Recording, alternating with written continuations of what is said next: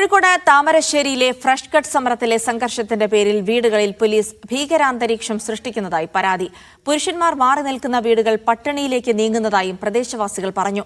നാട്ടുകാർക്ക് ഐക്യദാർഢ്യം പ്രകടിപ്പിച്ചും ജനങ്ങളെ മതത്തിന്റെ പേരിൽ വർഗീകരിക്കുന്നതിൽ പ്രതിഷേധിച്ചും യാക്കോബായ പള്ളി ഇടവകാംഗങ്ങൾ മൗനജാഥ നടത്തി.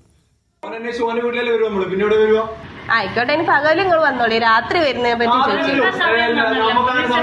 ഫ്രഷ് കട്ടിനെതിരായ സമരം കഴിഞ്ഞ് ദിവസങ്ങൾ പിന്നിടുമ്പോഴും ഭീകരാന്തരീക്ഷത്തിലാണ് ഈ പ്രദേശവാസികൾ എല്ലാവരും കഴിയുന്നത്. രാത്രി പോലീസ് വന്ന് വെള്ളടിച്ചിട്ട് എനിക്ക് തന്നെ തീരെ സുഖമില്ലാത്ത ഒരാളാണ്. സമരം കഴിഞ്ഞ് ഇത്രയും ദിവസം എല്ലാ ദിവസവും പോലീസ് വരുന്നുണ്ടെന്ന് പകലും വന്ന്. അതെന്ന് വെച്ചാൽ പല സ്റ്റേഷനിലുള്ള പോലീസുകാരെ വരുന്നത്.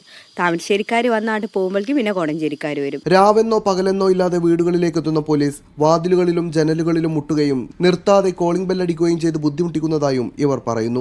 ഗൃഹനാഥന്മാർ മാറിയുന്നതോടെ പട്ടിണിയിലേക്ക് മാറിയ വീടുകളിൽ ഭക്ഷ്യക്കിറ്റുകൾ എത്തിക്കുകയാണ് സമരസമിതി. വീടുകളിലൊന്നും ആൾക്കാരില്ല, എല്ലാവരും പല വഴിക്കായിട്ട് പോയി. വീട്ടിലേക്ക് ചെല്ലുമ്പോൾ അവിടെ പെണ്ണുങ്ങളും കുട്ടികളും മാത്രമേ ഉള്ളൂ. ആര് പോയി വിളിച്ചാലും അവർ വാതിൽ തുറക്കൂല, കാരണം പേടിച്ചെല്ലാം അകത്തിരിക്കുകയാണ്. ഇപ്പോൾ ഓരോരുത്തർക്കും വാങ്ങി തന്നെ ഞങ്ങളെല്ലാം സെറ്റാക്കി കൊണ്ടു കൊടുക്കുകയാണ്. ഇപ്പോൾ കൊണ്ടു കൊടുക്കാൻ ഈ വയസ്സായ ഞങ്ങൾ തന്നെ കൊണ്ടു കൊടുക്കാനുള്ളൂ, ചെറുപ്പക്കാരും ഇല്ല ഈ സ്ഥലത്ത്. അതിനിടെ ഫ്രഷ് കട്ടിന്റെ ഇരകൾക്ക് ഐക്യദാർഢ്യം പ്രകടിപ്പിച്ചും ജനങ്ങളെ മതത്തിന്റെ പേരിൽ വർഗീകരിക്കുന്നതിൽ പ്രതിഷേധിച്ചും മൈക്കാവ് സെന്റ് മേരീസ് യാക്കോബായ സുറിയാനി പള്ളി ഇടവകാംഗങ്ങൾ മൗനജാഥ നടത്തി.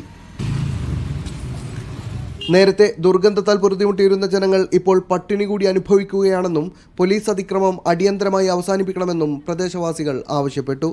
T Anees Ali, media 1, Kozhikode.